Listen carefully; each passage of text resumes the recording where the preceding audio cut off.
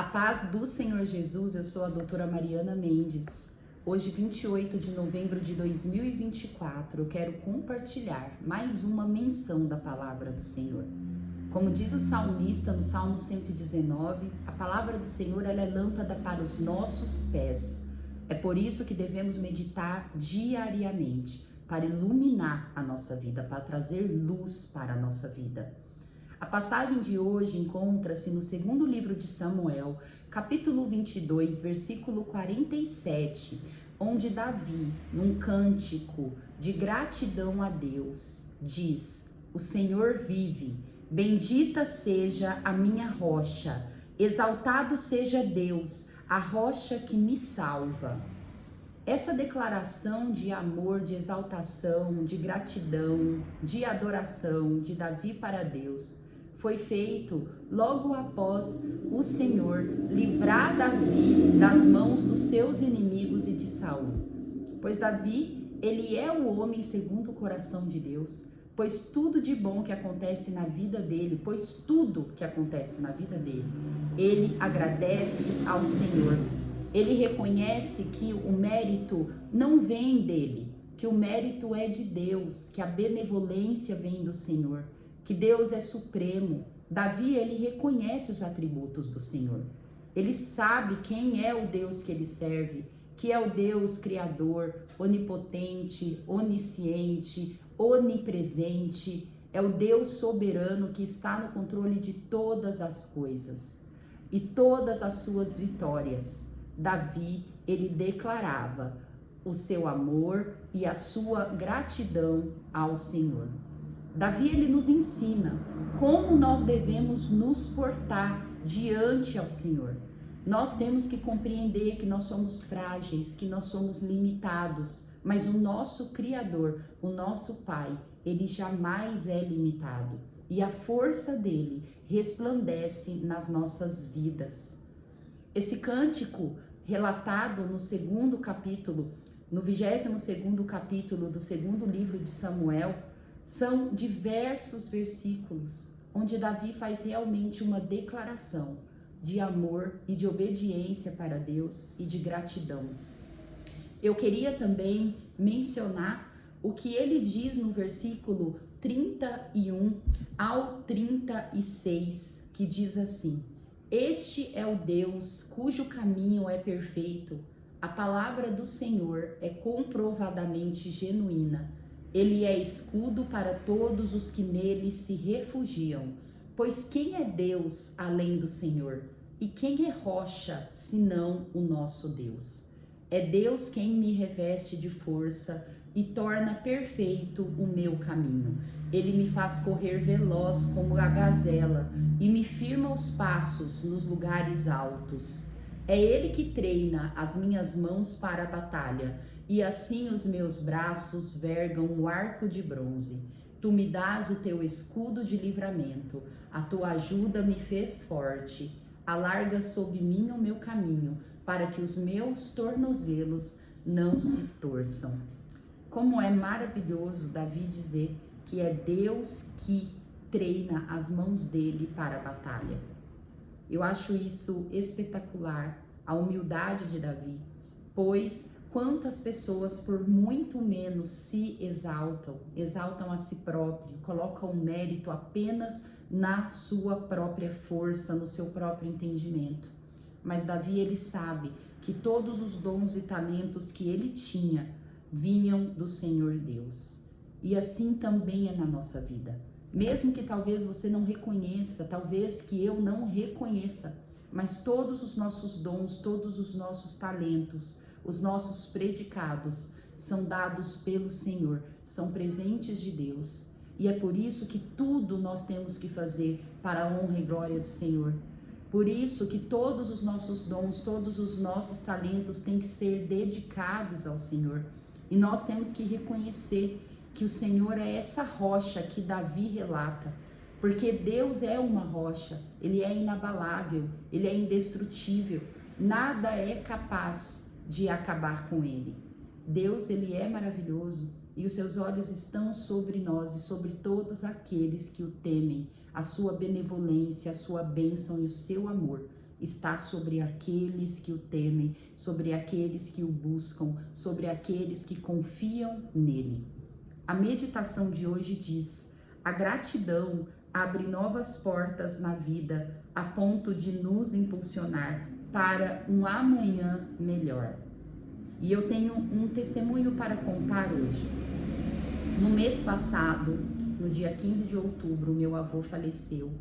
E para uns dias depois estava agendado para mim uma curta viagem, onde todas essas coisas que eu não planejava, que infelizmente meu avô veio a falecer, ele mora a 600 quilômetros da onde eu moro, onde no fim eu fiquei vários dias sem trabalhar, dando quase uma semana, mais de uma semana. E eu estava esperando o meu pagamento agora para o final do mês, e onde eu até estava pensando, eu falei, nossa, eu vou receber menos, pois eu sou autônoma, os dias que eu não trabalho, eu não recebo.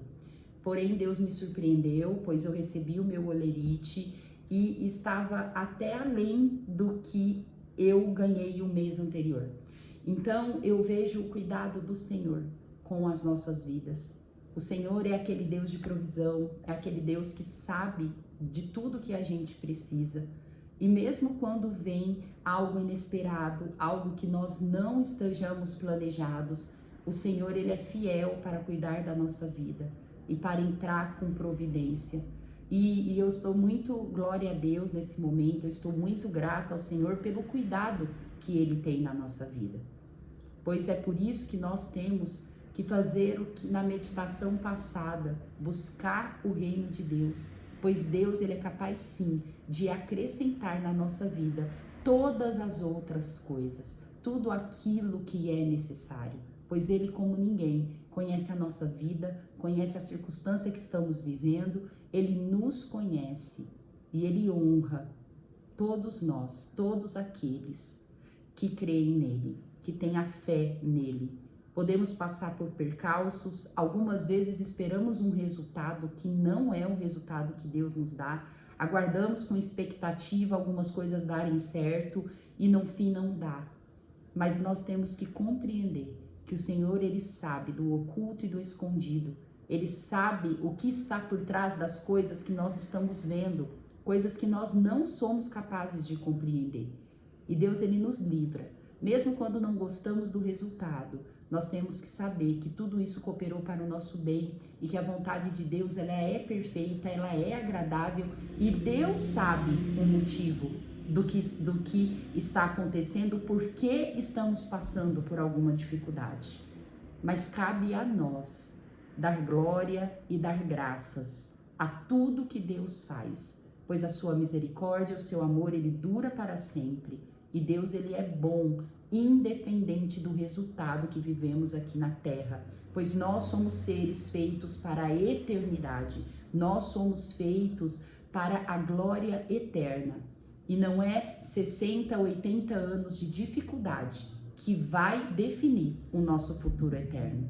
Creia em Deus, olhe para o Senhor e creia que a vontade dele na sua vida é boa, perfeita e agradável. Amém? Quero compartilhar também a leitura bíblica, que ainda estamos vendo a família de Isaac.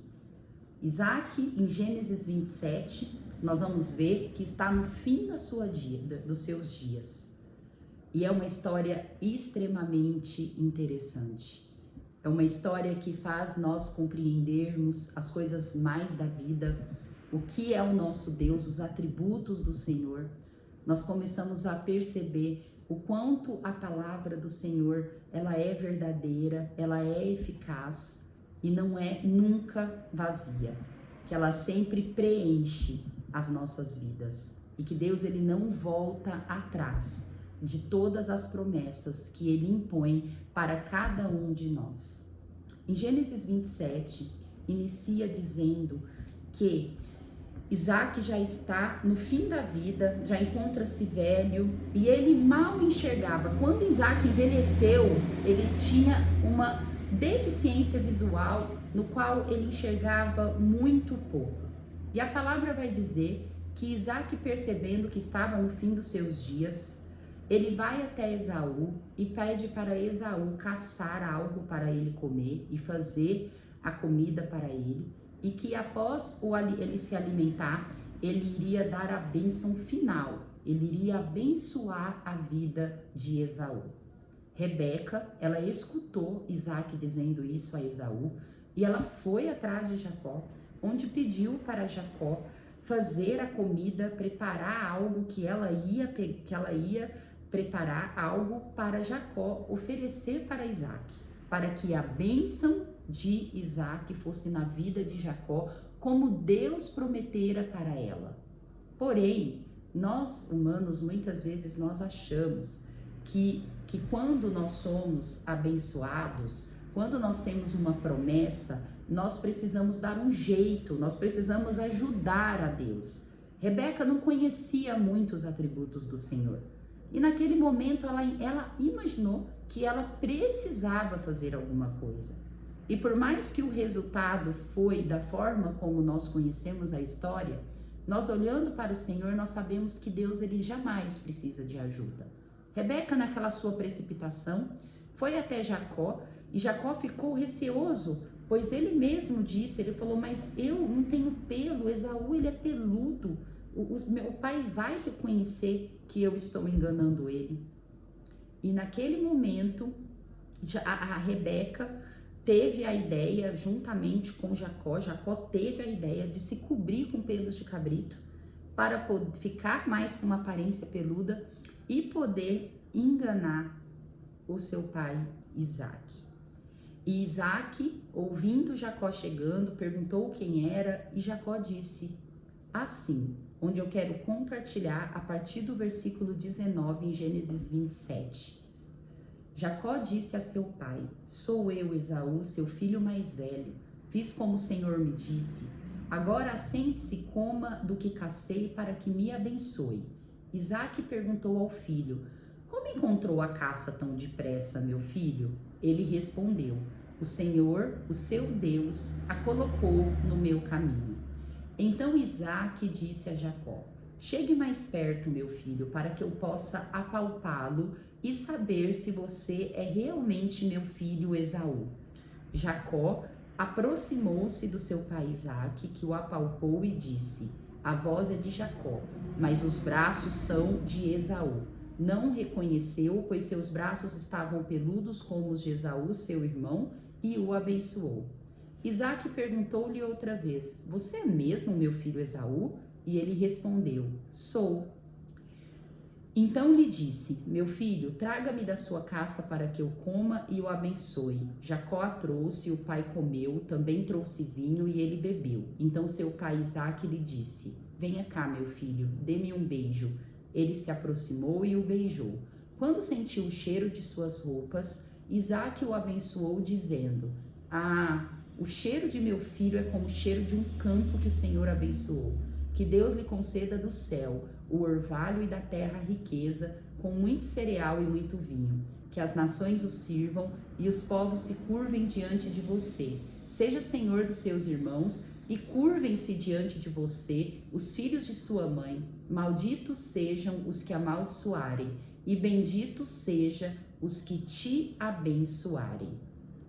E a palavra vai dizer, a partir do versículo 30, que depois que Isaac abençoou Jacó, logo em seguida Esaú chegou com a caça pronta.